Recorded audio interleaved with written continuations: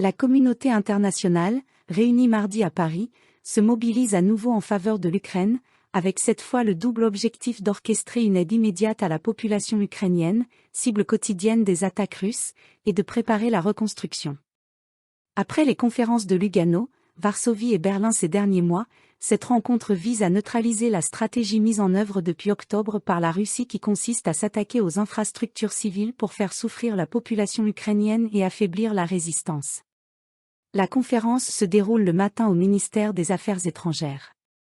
Baptisée « Solidaire du peuple ukrainien », elle se tient en présence notamment du président français Emmanuel Macron et du premier ministre ukrainien Denis Shmyhal. Nous avons synchronisé nos positions avant, la conférence de soutien à Paris, avait déclaré dimanche le président ukrainien Volodymyr Zelensky sur Twitter après un entretien avec M. Macron. Les intervenants de la conférence vont se concentrer sur 5 domaines fondamentaux, l'énergie, l'eau, l'alimentation, la santé et les transports, pour permettre à l'Ukraine de conserver des infrastructures essentielles en état de marche.